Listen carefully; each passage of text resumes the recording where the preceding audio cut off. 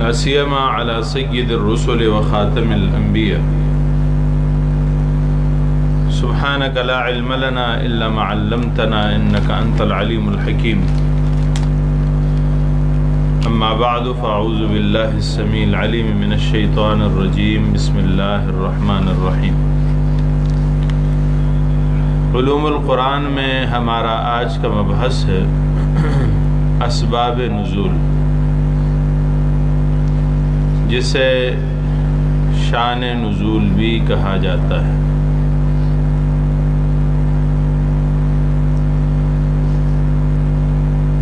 شان نزول کی ضرورت ہے نہیں ہے،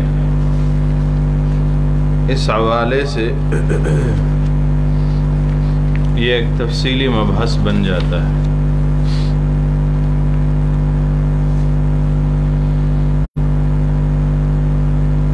الاتقان فی علوم القرآن میں علامہ جلال الدین سیوطی رحمۃ اللہ علیہ نے اسے تفصیلاً قلم بند کیا ہے۔ اس علم پہ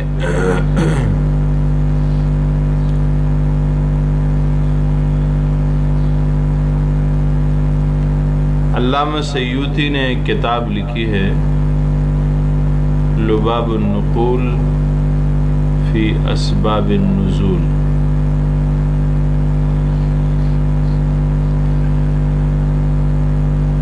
اسباب نزول پر ان کے علاوہ بھی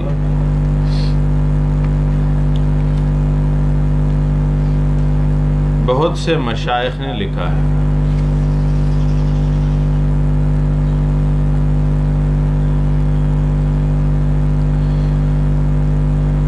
مثلاً امام بخاری کے استاد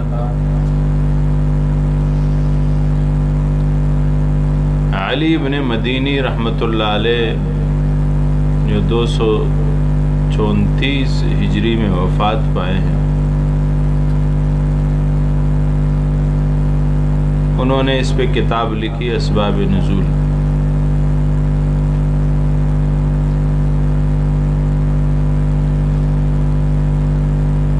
اسی طرح اسباب نزول ہے علی بن احمد واحدی کے لیے جو 464 ہجری میں وفات پائے۔ اسی طرح اسباب نزول ہے حافظ ابن رجب کے لیے جو 588 ہجری کو وفات پائے۔ ایسے ہی اسباب نزول ہے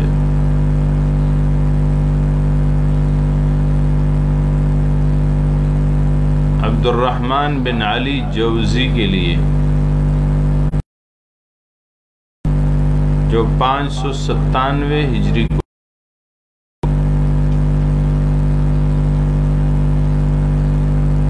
اسی طرح اسباب نزول ہے علامہ ابن حجر عسقلانی کے لیے جو 852 ہجری کو وفات پائے۔ یہ مشہور کتابیں ہیں جن کا میں نے ذکر کیا اور قدیم کتابیں۔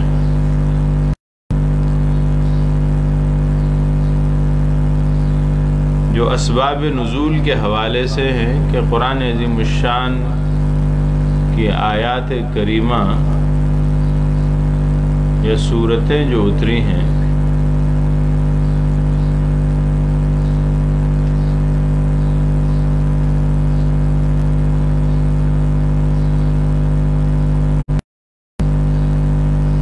ان کے پیچھے کیا کوئی واقعات موجود ہیں،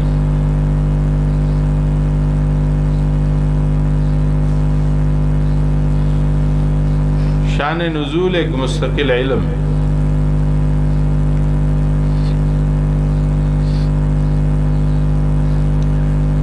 صحیح ترجمہ اور تفسیر کے لیے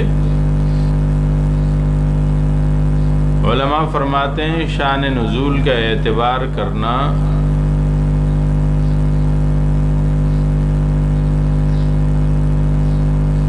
بہت مفید ہے، بعض مقامات پہ تو ضروری ہے۔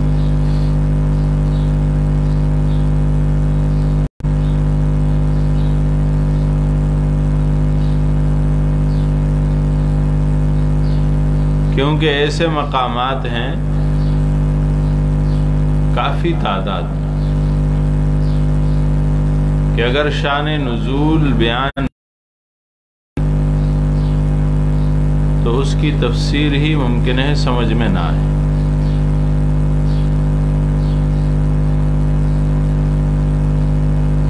علامہ جلال الدین سیوطی رحمۃ اللہ علیہ نے اس کی مثالیں بھی دی ہیں۔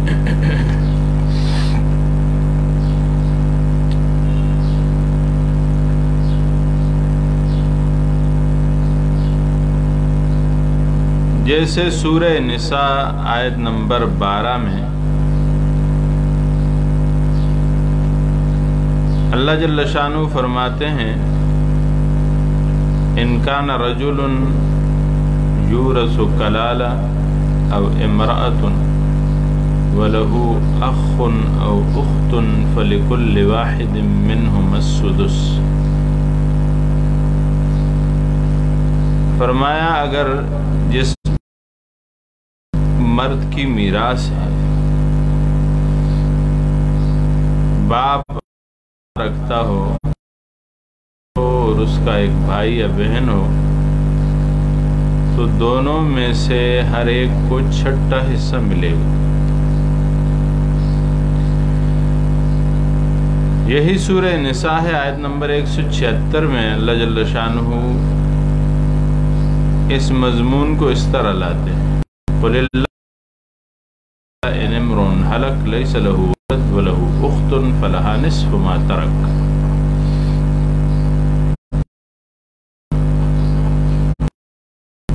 فرمایا آپ فرما دیجئے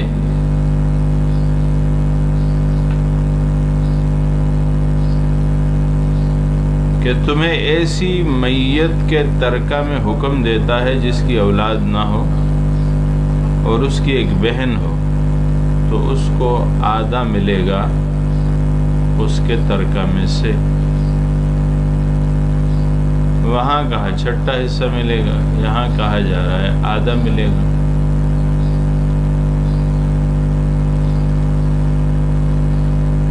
لیکن جب اس کے شان نزول کا اعتبار کیا گیا تو معلوم ہوا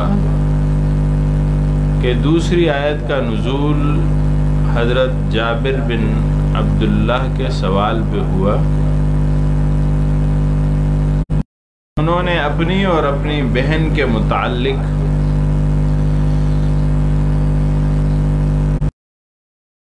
صلی اللہ علیہ وآلہ وسلم سے سوال کیا۔ آیت نازل ہوئی، جابر بن عبداللہ کی حقیقی بہن تھی، اس لیے یہ آیت حقیقی بہن کے متعلق ہے، اور پہلی آیت مادری بہن کے متعلق ہے کہ ماں کو چھٹا ملتا ہے تو طرف سے ہونے والی بہن کو حصہ ملے گا۔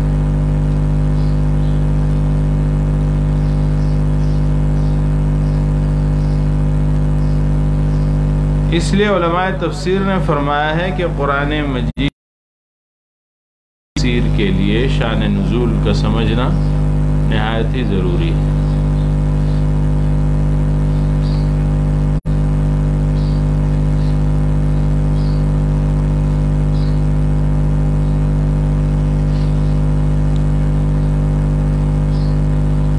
صحابہ کرام رضوان اللہ علیہم اجمعین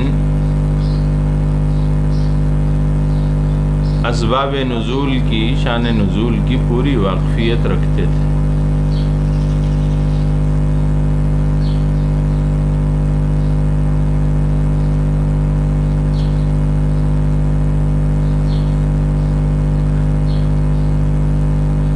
عبداللہ ابن عباس رضی اللہ تعالی عنہما فرماتے ہیں، بخاری شریف کی ایک روایت ہے،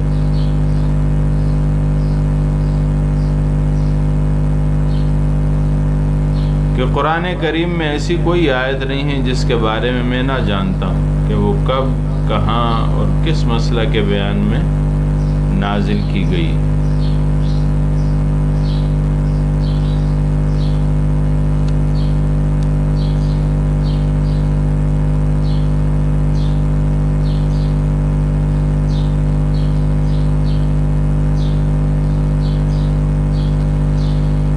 اس لیے شان نزول کا اعتبار کرنا تفسیر کے لیے نہایت ضروری ہے۔ اس کے بغیر تفسیر بالرائے کا خطرناک دروازہ کھل جائے گا۔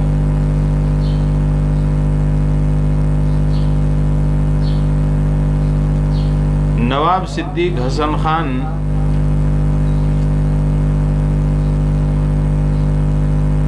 مرحوم نے فرمایا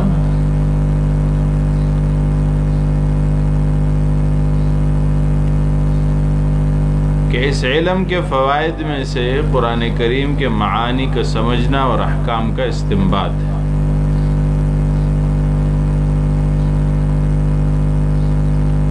اس لیے کہ اکثر اوقات قرآنی ارشادات کی تفسیر سوائے شان نزول کے اعتبار کرنے کے نہیں ہو سکتی۔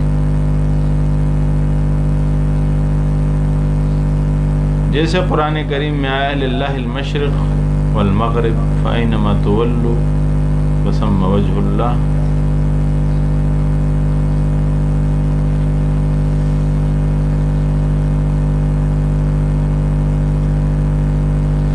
اگر اس میں شان نزول کا خیال نہ رکھا جائے، اسے سیوطی نے بھی ذکر کیا،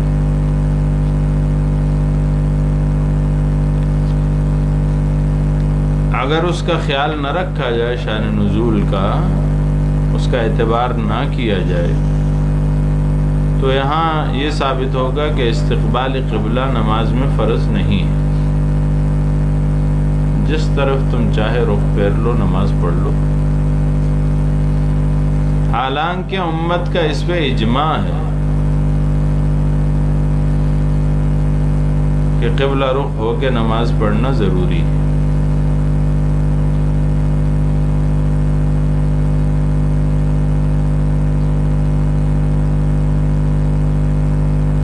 اب اگر شان نزول کا احترام کر کے، اعتبار کر کے اسے پڑھا جائے،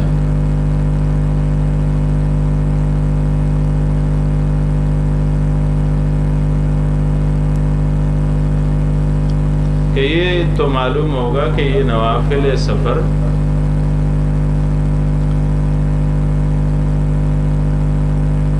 یا پھر قبلہ کے عدم علم کی حالت کے لیے ہے۔ آپ کو معلوم ہی نہیں ہے کہ قبلہ ہے کس طرف، تو حکم کیا ہے کہ آپ تحری کیجیے، اندازہ لگائیے۔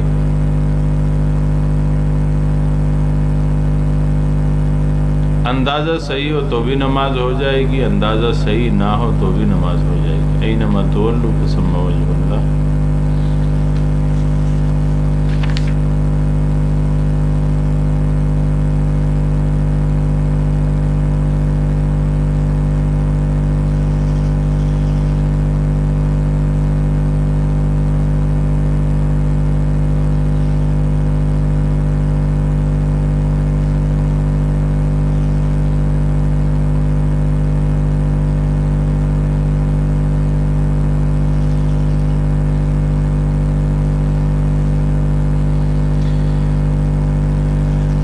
اسی طرح بہت سی آیات ہیں اور ان کے شان نزول کے ساتھ گہرا ایسا ربط ہے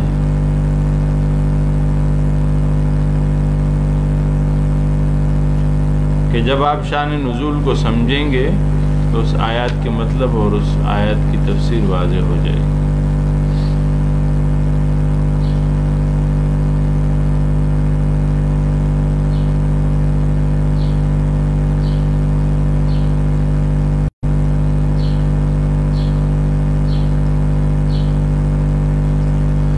قرآن عظیم الشان میں سورہ بقرہ میں آیت نمبر 195 میں ذکر ہے وَلَا تُلْقُوا بِأَيْدِيكُمْ إِلَى التَّهْلُكَةِ،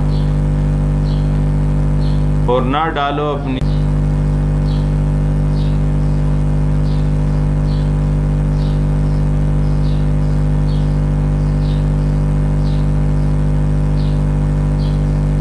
اور ہلاکت کو خطرہ تو ہر ایک کو ہوتا ہے، کوئی بھی کسی بھی وقت ہلاک ہو سکتا ہے۔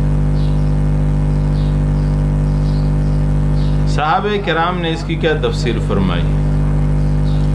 رومیوں کے ساتھ مقابلہ کرتے ہوئے ایک مسلمان رومیوں کے صفوں کو چیرتا ہوا آگے بڑھا تو بعض لوگوں نے چلا کر کہا کہ یہ اپنے ہاتھوں خود ہلاکت میں کود گیا،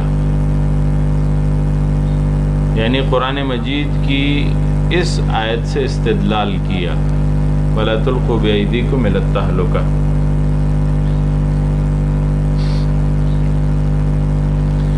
اس پر حضرت ابو ایوب انصاری رضی اللہ تعالیٰ عنہ نے فرمایا تم اس آیت کی یہ تعویل کر رہے ہو، حالانکہ یہ آیت تو ہمارے حق میں نازل ہوئی،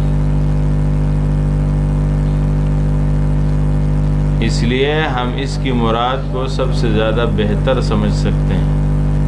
جب اسلام کو غلبہ حاصل ہوا اور صحابہ کرام رضوان اللہ علیہم اجمعین کی مالی حالت بہت بہتر ہو گئی تو انصار نے یہ سوچا کہ اب اس معاشرتی اور معاشی اصلاح کا کام کرنا چاہیے، تو قرآن حکیم کا یہ ارشاد نازل ہوا کہ اس طرز عمل سے تم ہلاک ہو جاؤ گے۔ چنانچہ ابو ایوب انصاری رضی اللہ تعالیٰ عنہ کی وفات اسی جہاد کی زندگی میں قسطنطنیہ میں 51 ہجری کو ہوئی۔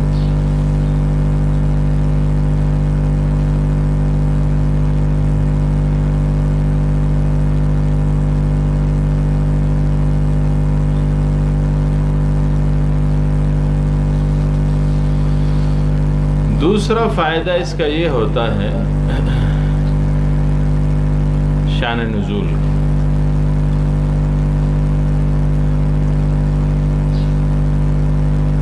کہ فاسد تعویل اور تحریف معنوی کا دروازہ بند ہو جاتا ہے۔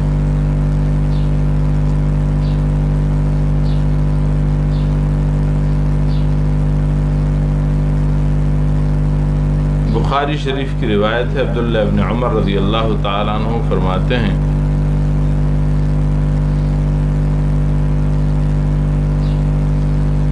کہ خوارج اللہ کی بدترین مخلوقات ہیں،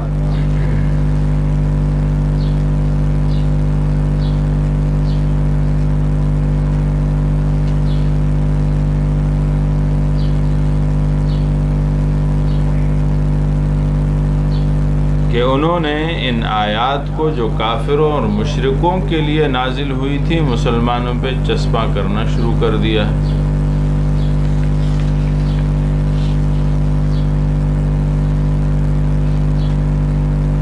آج کے اس دور میں بھی ان کے کچھ متبعین موجود ہیں جو اسی رستے پہ اسی ڈگر پہ چل رہے ہیں۔ مشرکین اور کفار اور یہود اور اہل کتاب اور نصارہ مجوس کی آیات کو انہوں نے مسلمانوں پہ چسپاں کرنا شروع کیا۔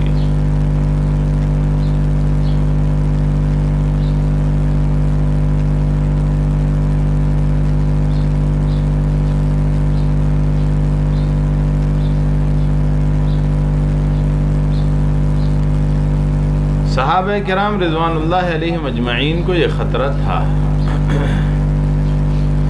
چنانچہ ایک دفعہ حضرت عمر رضی اللہ تعالی عنہ نے حضرت عبداللہ ابن عباس رضی اللہ تعالی عنہما سے پوچھا کہ امت میں اختلاف کس طرح پیدا ہوگا؟ ہماری تو کتاب ایک ہے، نبی ایک ہے، قبلہ ایک ہوگا، تو اختلاف کیسے ہوگا؟ حضرت عبداللہ ابن عباس رضی اللہ تعالیٰ عنہ نے اس کا جواب دیا کہ ہم پر قرآن نازل ہوا، ہم نے اس کو پڑھا اور سمجھا، لیکن ہمارے بعض ایسی اقوام پیدا ہوں گی جو قرآن کریم کو پڑھیں گی مگر ان کو یہ معلوم نہ ہوگا کہ یہ آیت کس واقعہ اور کس مسئلے کی اہمیت کے متعلق ہے، تو ہر ایک اپنی اپنی رائے سے اس کی تفسیر کر دے گا، جس کا لازمی نتیجہ اختلاف اور پھر جنگ و جدال ہوگا۔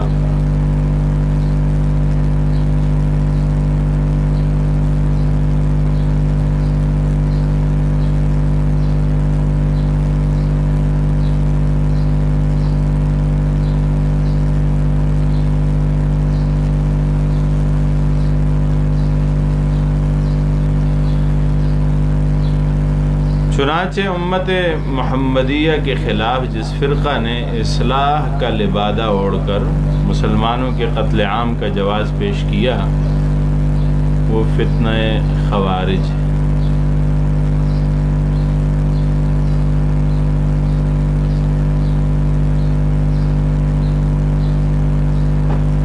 ان بدبختوں نے قرآنی آیات سے مسلمانوں میں انتشار اور فساد پھیلایا۔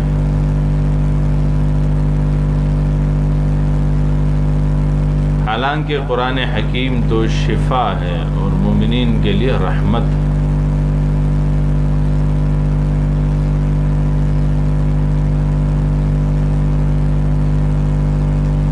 حضرت سعد بن ابی وقاص رضی اللہ تعالی عنہ فرماتے ہیں کہ قرآن کریم کا ارشاد ہے وَيَقْطَعُونَ مَا أَمَرَ اللَّهُ بِهِ أَن يُوصَلَ وَيُفْسِدُونَ فِي الْأَرْضِ۔ فرماتے یہ ان خوارج کے متعلق ہے جو مسلمانوں کو مشرک کہہ کر قتل کر دینے کا حکم دیتے ہیں۔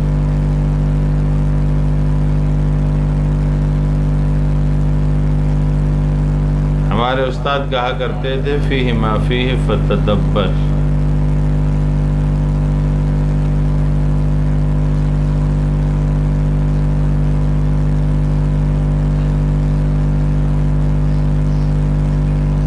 اگر آپ آگے بڑھ کے دیکھتے ہیں تو 13ویں صدی ہجری میں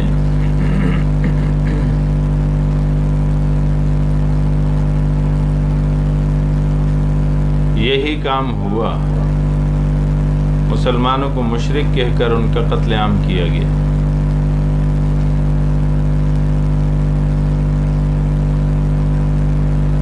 علامہ شامی نے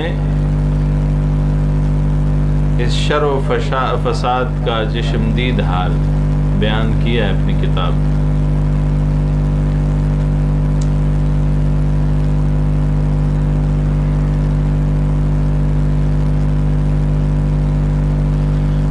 اس علم کی ضرورت کیوں ہے؟ جلال الدین سیوطی رحمۃ اللہ علیہ نے جو 15 شرائط ذکر کی ہیں صحیح تفسیر کے لیے، ان میں ایک شرط یہ رکھی ہے کہ وہ آدمی اسباب نزول سے باخبر ہو جو قرآن کی تفسیر کرتا ہے۔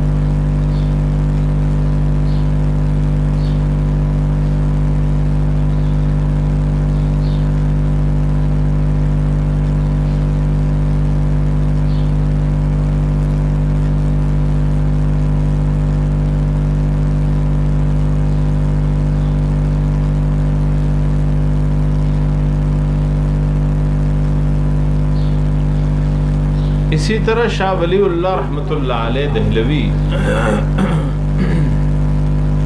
فرماتے ہیں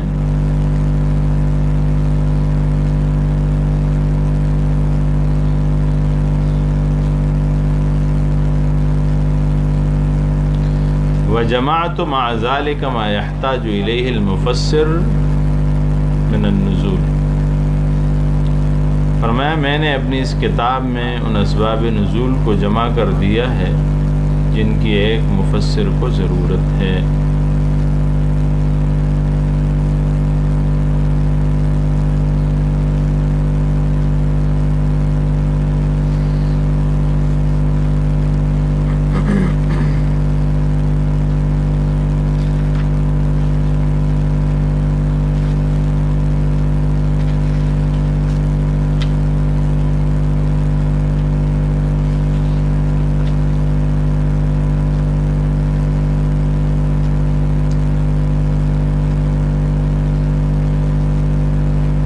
شاہ ولی اللہ رحمۃ اللہ علیہ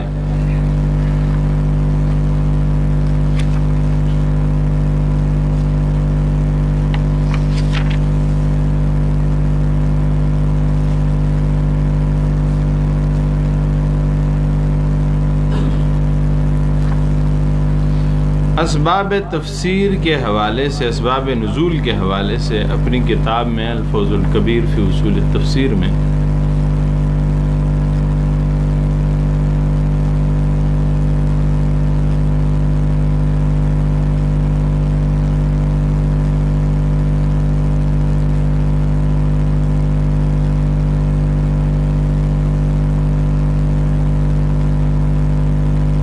فرماتے ہیں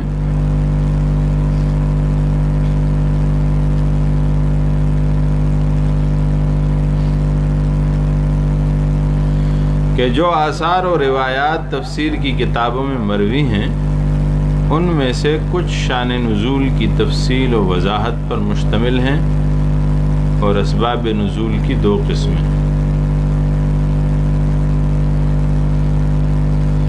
پہلی قسم حضور اکرم صلی اللہ علیہ وسلم کے مبارک زمانے میں جب کوئی ایسا واقعہ پیش آتا تھا جس سے مومنین کا ایمان اور منافقین کا نفاق نکھر کر سامنے آتا تھا تو اللہ تعالی مومنین کی تعریف اور منافقین کی مذمت میں کچھ آیات نازل فرماتے تھے تاکہ کلام الہی فریقین کے درمیان فیصلہ کن ثابت ہو۔ مثلا غزوہ احد، غزوہ احزاب، غزوہ تبوک میں جب صحابہ کرام نے جانی اور مالی قربانیاں پیش اور منافقین نے بزدلی کا مظاہرہ کیا، روگردانی کا مظاہرہ کیا، تو اللہ تعالیٰ نے سورہ آل عمران، سورہ احزاب اور سورہ توبہ میں مومنین کی تعریف کی، منافقین کی مذمت بہت سی آیات میں نازل فرمائی۔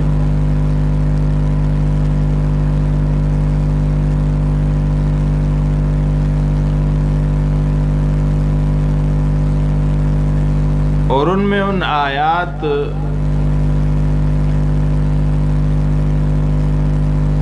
کے اندر ان واقعات کی طرف اشارے کیے جو ان آیات کا پس منظر تھا۔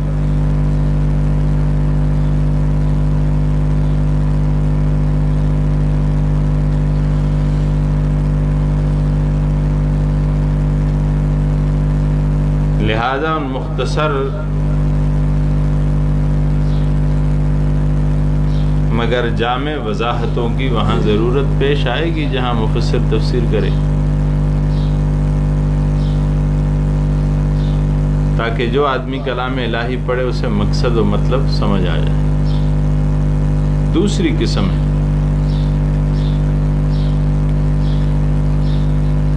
آیات کے معنی، آیات کے الفاظ کے عام ہونے کی وجہ سے اچھی طرح سمجھ میں آ جاتے ہیں، کیونکہ تفسیر میں شان نزول کی خصوصیت کا اعتبار نہیں کیا جاتا، الفاظ کے عموم کا اعتبار کیا جاتا ہے۔ اب اس کی مثالیں ہم پڑھیں گے، حضرت جلال الدین سیوطی رحمۃ اللہ علیہ نے ان کو ذکر کیا ہے۔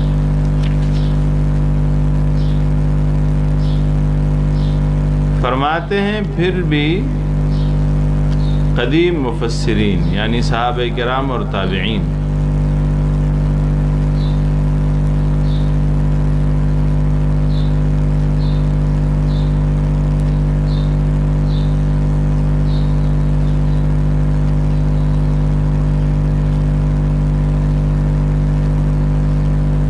آیت اپنے عموم کی وجہ سے جس واقعے پر صادق آتی ہے اس کو واضح کرنے کے غرض سے کوئی واقعہ ذکر کرتے ہیں قدیم مفسرین، اور محدثین ان آثار کا احاطہ کرنے کی غرض سے جو آیت سے مناسبت رکھتے ہیں اس واقعے کو نقل کرتے ہیں۔ شان نزول کی اس قسم کا ذکر کرنا مفسر کے لیے ضروری نہیں ہے، شاہ ولی اللہ فرماتے ہیں، کیونکہ یہ بات پائے ثبوت کو پہنچ چکی ہے کہ صحابہ کرام اور تابعین بسا اوقات نزلت الآیت فی قضا کہہ کر ایک واقعہ بیان کرتے ہیں، لیکن شان نزول بیان کرنا مقصود نہیں ہوتا، بلکہ وہ واقعہ بیان کرنا مقصود ہوتا ہے جس پر آیت صادق آتی ہے، یا آیت اپنے عموم کی وجہ سے جن صورتوں کو شامل ہوتی ہے ان میں سے بعض کا ذکر کرنا مقصود ہوتا ہے، خواہ وہ واقعہ آیت کے نزول سے پہلے پیش آیا ہو یا بعد میں، اور چاہے وہ واقعہ اسرائیلی روایت ہو یا جاہلی ہو یا اسلامی ہو۔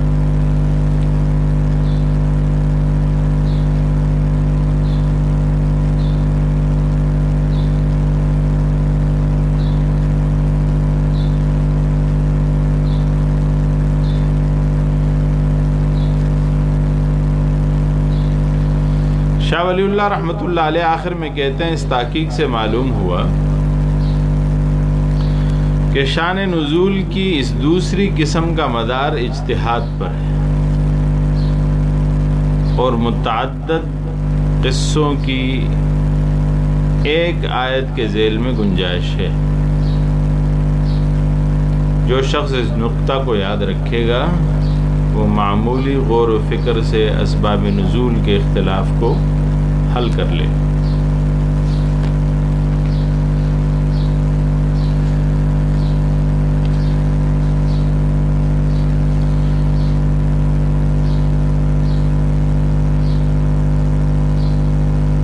شان نزول کے حوالے سے ایک فائدہ ذکر کیا گیا ہے۔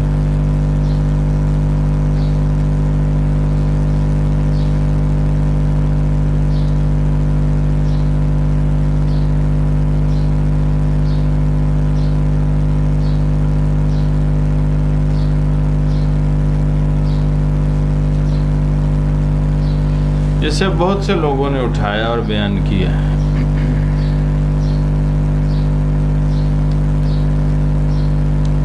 بہت اچھے انداز سے اس پہ قلم اٹھایا ہے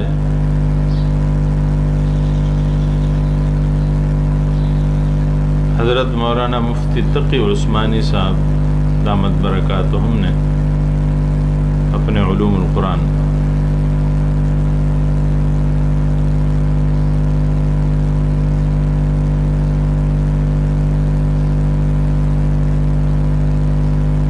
دیگر حضرات نے بھی اس کو زیر بحث لایا ہے۔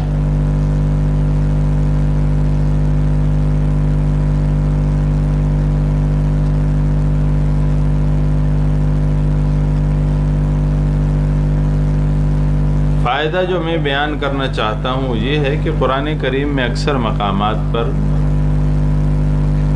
سوال اور اس کے جواب کا ذکر ہے۔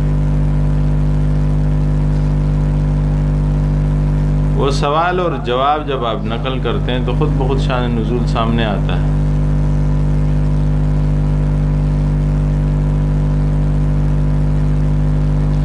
تیرہ مقامات تو ایسے ہیں جس میں سوال کا لفظ موجود ہے، یسألونک، اور اس کی سوال کی تشریح بھی ذکر ہے۔ جیسے دیکھیے سورہ بقرہ آیت نمبر 219، فرمایا یسألونک عن الخمر والمیسر،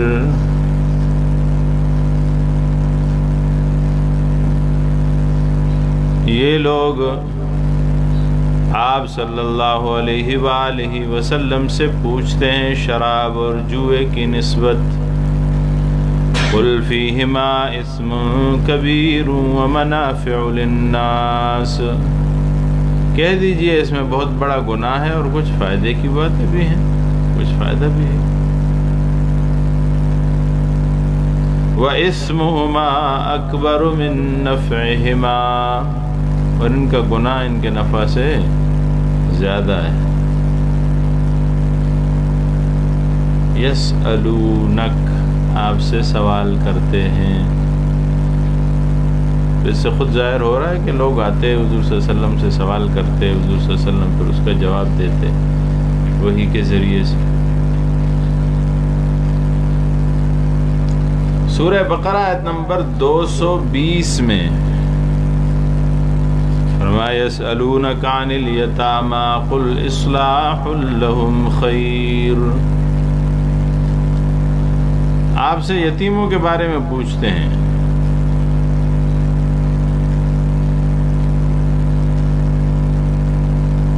فرمایا آپ فرما دیجئے کہ اصلاح ان کے لیے بہتر ہے، بعض نے کہا ضروری ہے۔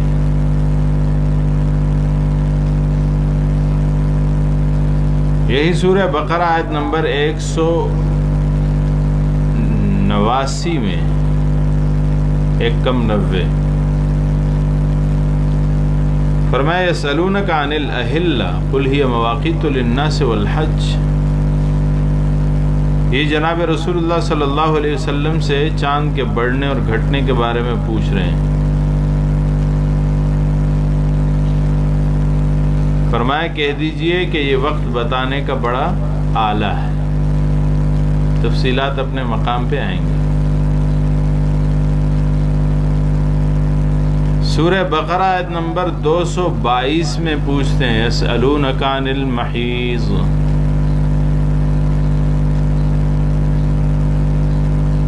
آپ سے حیض کے بارے میں پوچھتے ہیں، عورتوں کے شہری عذر شرعی کے بارے میں۔ فرمایا قل ہوا اذن، یہ گندگی ہے یا یہ بیماری ہے۔ سورہ بقرہ آیت نمبر 215 یسألونک ماذا ينفقون قل ما انفقتم۔ آپ سے پوچھتے ہیں کہ اللہ کی راہ میں کیا خرچ کریں، آپ فرما دیجئے جو تم خرچ کرو۔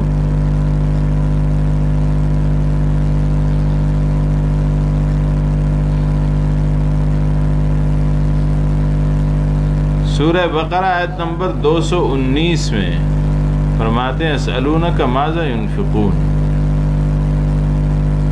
قل العفو۔ آپ سے پوچھتے ہیں اللہ کی راہ میں کیا خرچ کریں، آپ فرما دیجئے جو زیادہ ہو، اضافی ہو۔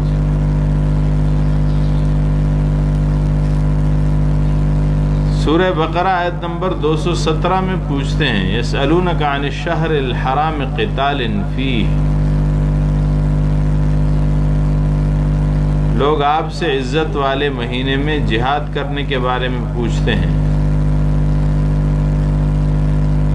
تو آپ یہ کہہ دیجئے۔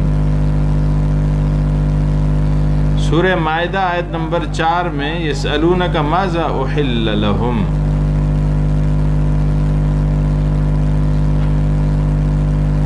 قل احل لکم الطیبات۔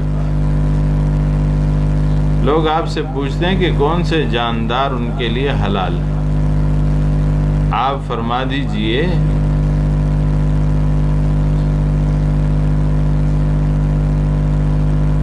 کہ تمہارے لیے صاف ستھرے جانداروں کو حلال کیا گیا۔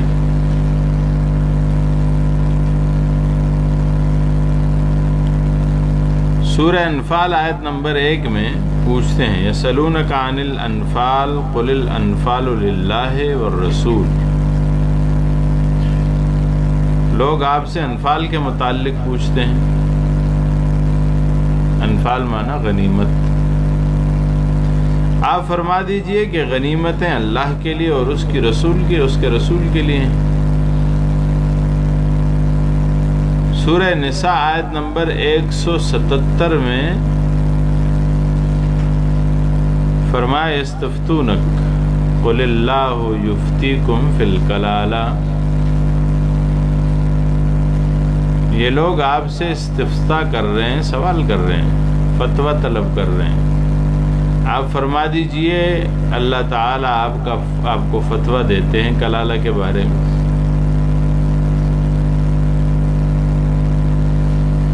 سورہ نساء آیت نمبر 127 میں وَيَسْتَفْتُونَكَ فِي النِّسَاءِ، اور یہ لوگ پوچھتے ہیں آپ سے عورتوں کے بارے میں۔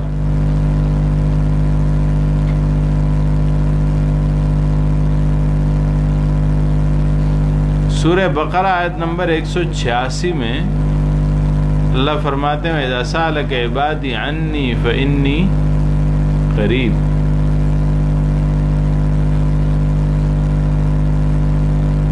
جب میرے بندے آپ سے میرے بارے میں پوچھیں تو آپ انہیں بتائیں کہ میں قریب ہوں۔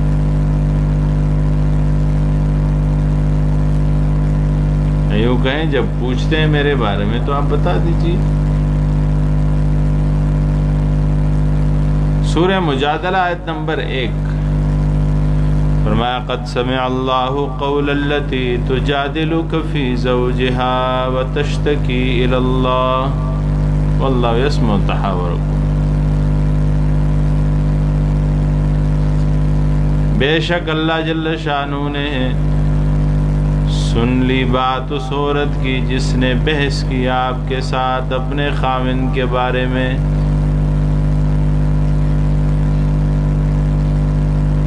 اب یہ 13 مقامات تو وہ ہیں جہاں سوال کا لفظ، سوال کا مفہوم، اس کی تشریح آئی ہوئی۔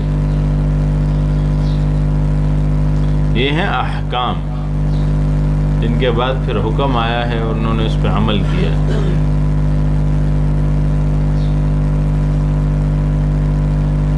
کچھ مقامات ایسے بھی ہیں کچھ سوالات کے جو بطور حجت غیر مسلموں کی طرف سے جناب رسول اللہ صلی اللہ علیہ وسلم سے کیے گئے۔ مثلا دیکھیے سورہ اعراف آیت نمبر 186 فرمایا یسألونک عن الساعۃ ایان مرساہا، یہ آپ سے قیامت کے بارے میں پوچھتے ہیں وہ کب واقع ہوگی۔ سورہ بنی اسرائیل آیت نمبر 85 میں یسألونک عن الروح قل الروح من امر ربی، یہ آپ سے روح کے متعلق پوچھتے ہیں، انہیں بتا دیجئے کہ روح میرے رب کے امر سے۔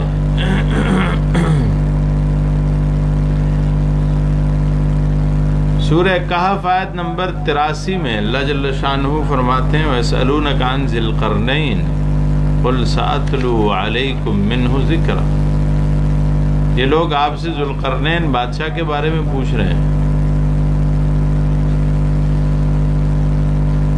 آپ فرما دیجئے تمہارے لیے اس کا کچھ حصہ ذکر کرتا ہوں۔ سورہ طٰہٰ آیت نمبر 108 105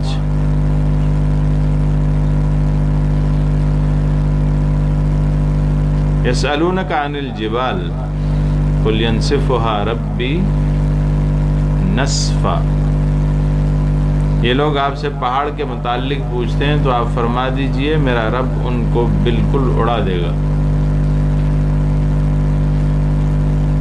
اب سورہ یوسف کو آپ دیکھیں، سارا واقعہ بلکہ ساری سورہ یوسف وہ ایک سوال کے جواب میں، ضمناً اسے آپ سوال کہہ سکتے ہیں۔ سورہ یوسف آیت نمبر 7 فرمایا لقد کان فی یوسف و اخوتہ آیات للسائلین، سوال کرنے والوں کے لیے نشانی ہے، جو سوال کیا ہے کسی نے اس کا جواب آیا اور پوری صورت آ گئی۔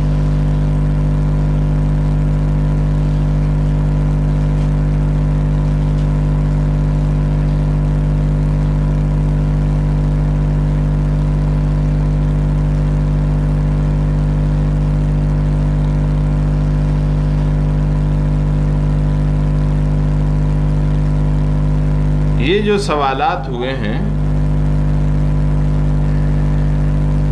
سب سوالات کے جواب میں لفظ قل ارشاد فرمایا۔ ایک نکتہ ہے علمی فائدے کے لیے، البتہ جو چوتھا سوال تھا یسألونک عن الجبال فقل ینسفها ربی نسفا، وہاں فعل آئے ہیں قل کے ساتھ، اوروں میں صرف قل ہے، یہاں فقل ہے۔ یہ کیوں؟ علماء نے اس کی وضاحت کی ہے کہ اور مقامات پہ سوال پہلے ہوا ہے، جواب بعد میں آیا ہے۔ یہاں پہ اللہ جل شانہ فرماتے ہیں کہ یہ انہوں نے سوال بعد میں کیا اور جواب اس کا پہلے آ گیا۔ تو فرمایا کہ جب وہ آپ سے سوال کریں گے تو بس آپ انہیں کہہ دیجئے فقل.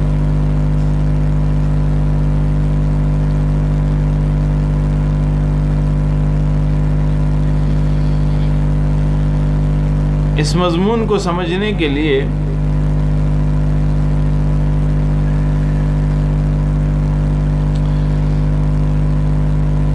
شان نزول کے مضمون کو سمجھنے کے لیے ایک اور نقطے کی طرف بھی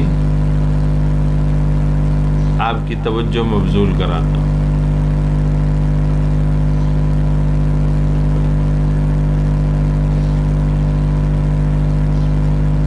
اور وہ یہ ہے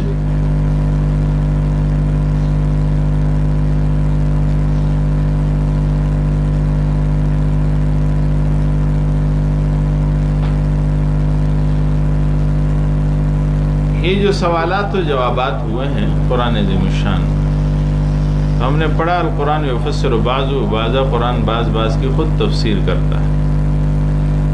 تو کئی دفعہ ایسے ہوتا ہے کہ ایک جگہ سوال کیا جاتا ہے تو اس کا جواب آتا ہے قرآن کریم میں فوراً اور اسی جگہ. یہ پہلی قسم ہے. دوسری قسم یہ ہے کہ جواب آتا ہے لیکن فوراً اسی آیت کے ساتھ جوڑ کے نہیں آتا، اسی صورت میں آتا ہے لیکن تھوڑا سا مؤخر ہوگا. تیسرا قرآن عظیم الشان تفسیر کرتا ہے، سوال کا جواب دیتا ہے فوراً نہیں، اس صورت میں بھی نہیں، دوسری صورت میں دوسرے مقام پر. دیکھیے تینوں کی مثالیں سورہ ملک آیت نمبر 25 اور 26. فرمایا وَيَقُولُونَ مَتَى هَذَا الْوَعْدُ إِن كُنتُمْ صَادِقِينَ. یہ پوچھتے ہیں قیامت کا وعدہ کب پورا ہوگا. اللہ جل شانہ فرماتے ہیں قُلْ إِنَّمَا الْعِلْمُ عِندَ اللَّهِ، کہہ دو کہ علم اللہ کے پاس ہے، مجھے معلوم نہیں. سورہ ملک آیت نمبر 25 اور آیت نمبر 26. دوسری قسم پہ آ جائیے کہ فوراً جواب نہیں دیتا لیکن اسی صورت میں آگے جا کر اللہ جل شانہ جواب دیتا ہے. مثلا سورہ فرقان آیت نمبر 7.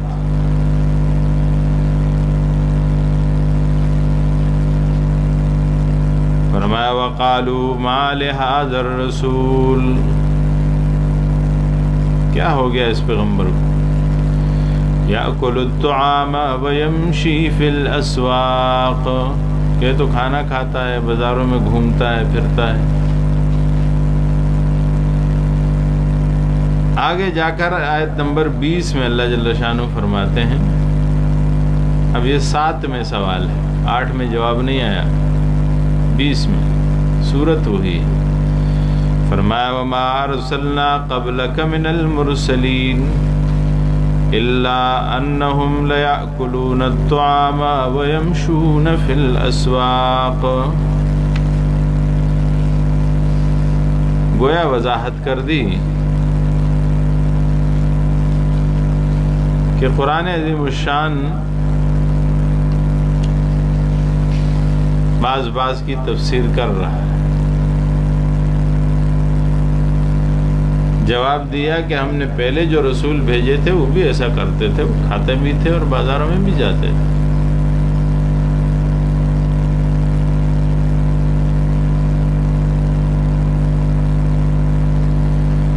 تیسری قسم کہ سوال آ گیا، سوال کا جواب فوراً نہیں آیا، اس صورت میں بھی نہیں آیا، دوسری جگہ ہے، دوسری صورت میں آیا. مثلا سورہ رعد آیت نمبر 43 میں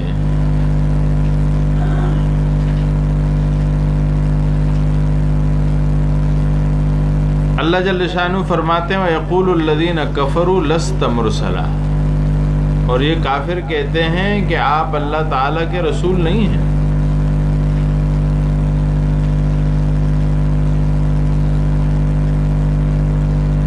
اس سورہ رعد میں تو جواب نہیں دیا، لیکن دوسری جگہ پہ اللہ جل شانہ نے بتایا یاسین والقرآن الحکیم انک لمن المرسلین۔ انہوں نے کہا آپ رسولوں میں سے نہیں ہیں، آپ رسولوں میں سے ہیں، علی صراط مستقیم، سیدھی راہ پر۔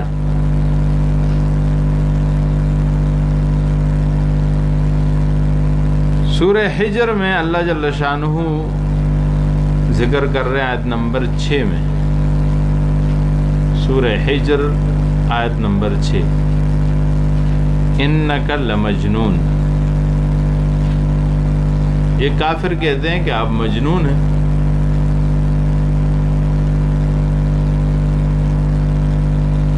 سورہ قاف آیت نمبر 2 میں اللہ جواب دیتے ہیں ما انت بنعمت ربک بمجنون، آپ اپنے رب کے فضل سے، کرم سے، مہربانی سے مجنون نہیں ہیں۔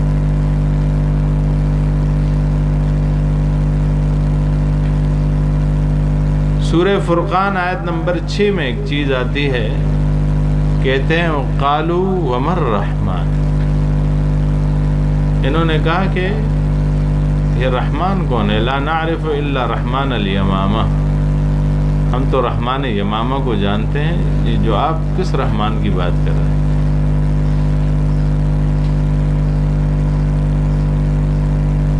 اللہ جل شانہ نے سورہ رحمان نازل کیا اور اس میں فرمایا الرحمن علم القرآن خلق الانسان علمہ البیان، گویا یہ وضاحت آ گئی۔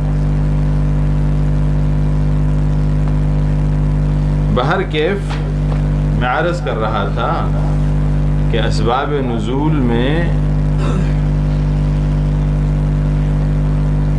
ان سب چیزوں کو ذکر کیا گیا۔ علامہ جلال الدین سیوطی رحمۃ اللہ علیہ نے اس ایک مختلف جہت سے ذکر کیا ہے، اور علماء نے بھی اس پہ اپنے انداز سے روشنی ڈالی ہے، اور بڑے تفصیل سے انہوں نے اس پہ کام کیا۔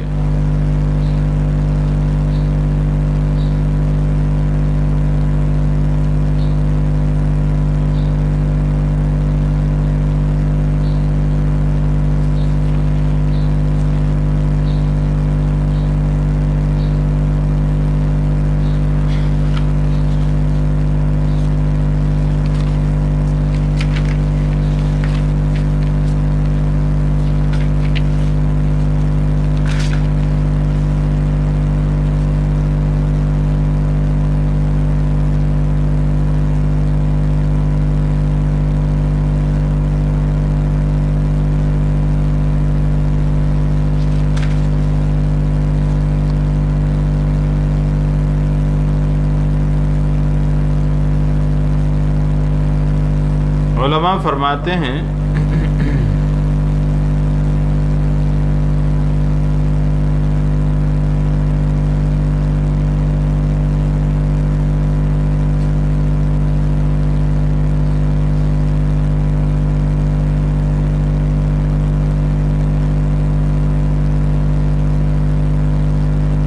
کہ ایسی آیات ہیں قرآن عظیم الشان میں جو کسی واقعہ یا حادثہ کے بغیر نازل ہوں۔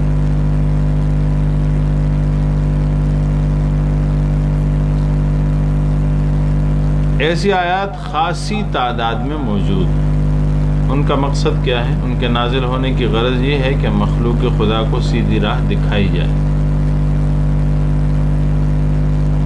اور یہ آیات قرآنی سیاق و سباق کے ساتھ مربوط اور متصل ہیں، مگر کسی سوال کے جواب میں نہیں، کسی چیز کے حکم کے بارے میں نہیں،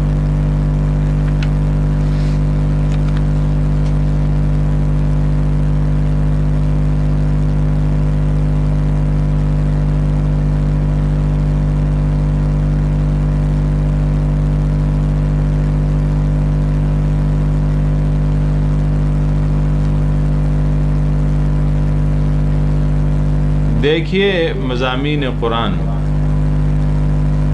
اس زمن میں وہ آیات جن میں انبیاء سابقین اور امم سابقہ کے واقعات بیان کیے گئے،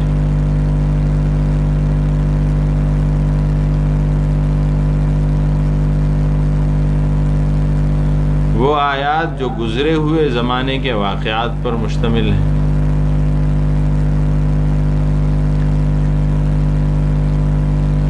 وہ آیات جو آنے والے زمانے میں یعنی مستقبل میں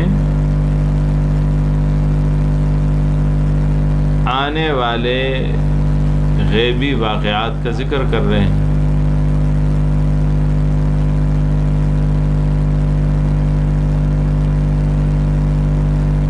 چوتھے وہ آیات جو قیامت کی منظر کشی کر رہے ہیں۔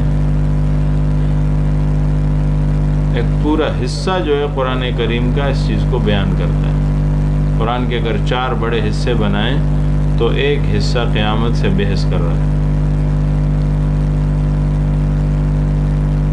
علماء فرماتے ہیں کہ سورہ فاتحہ سے ایک حصہ بنتا ہے سورہ انعام تک، دوسرا انعام سے کہف تک، تیسرا کہف سے سبا تک، اور چوتھا سبا سے ناس تک۔ سورہ سبا سے ناس تک جو ہے اس کا اہم مضمون وہ قیامت۔ 5ویں وہ آیات جن میں عذاب اور ثواب کا ذکر ہے، اس میں کہیں آپ کو سوال و جواب اور اس قسم کے احکام وغیرہ کا ذکر نہیں ملتا۔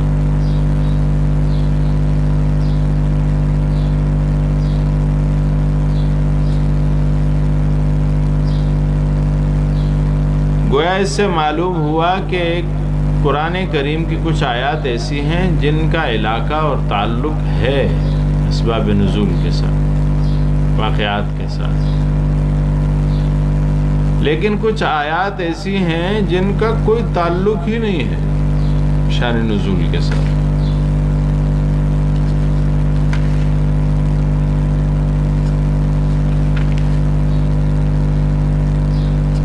گویا قرآن عظیم الشان اس طرح 2 حصوں میں تقسیم ہو گیا۔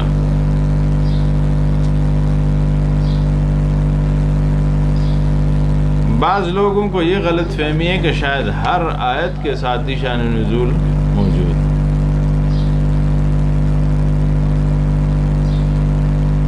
یہ بھی غلط تصور ہے۔ بعض نے تصور کر لیا ہے کہ کسی کے ساتھ اگر شان نزول ہے بھی تو بیان نہیں کرنا ہے، یہ بھی غلط تصور۔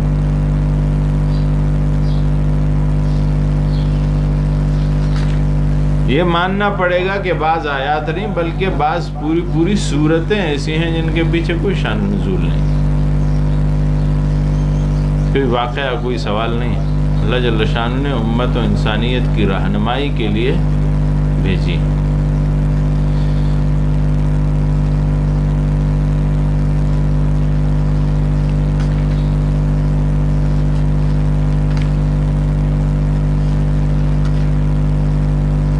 بعض لوگوں نے قرآن کریم کو شان نزول کے ضمن میں خاص کر دیا ہے، یہ بھی غلط تصور ہے۔ وہ واقعہ یا وہ شان نزول یا وہ سوال و جواب یا وہ حکم جب کسی امر سے ظاہر ہوتا ہے کہیں سے تو یہ وضاحت کے لیے ہوتا ہے تاکہ قرآن کریم کا ترجمہ، تفسیر اور مطلب سمجھ میں آ جائے۔ حکم ہی کو اس کے ساتھ خاص کر دینا یہ صحیح نہیں، البتہ بعض مقامات پہ اس کا تذکرہ بھی ملتا ہے۔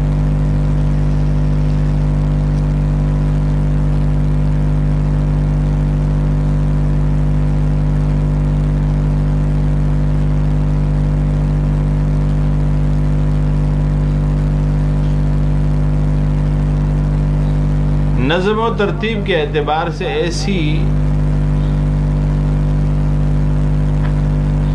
آیات کو اور اسباب نزول میں اس نسبت کو علماء نے 3 حصوں میں تقسیم کیا ہے۔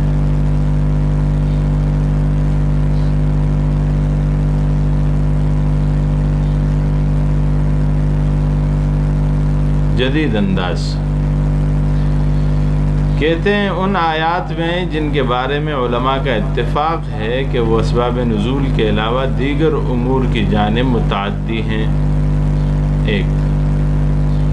دوسرا، ایسی جگہ جہاں کسی آیت کا سبب نزول خاص ہو مگر اس کے معنی و مفہوم کو عام رکھا جائے۔ تین، جن آیات کا تعلق ایسے انسانی اخلاق کے ساتھ ہو جو لسانیت زمان، مکان اور اسباب و مناسبات کی حدود میں محدود نہ ہوں۔ تو گویا یہ تین قسمیں بن گئی۔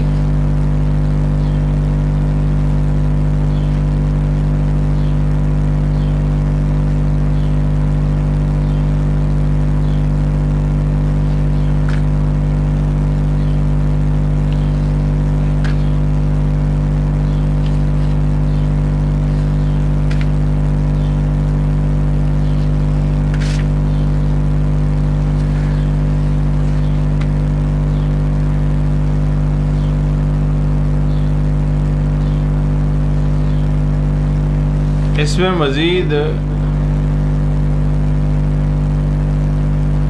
5-10 منٹ کی مزید گفتگو بھی ہے اور تفصیل ہے، اور پھر اس کے بعد ہم اس مضمون اور موضوع کو سمیٹیں گے انشاءاللہ العزیز کل کے اگلے درس میں علوم القرآن کے۔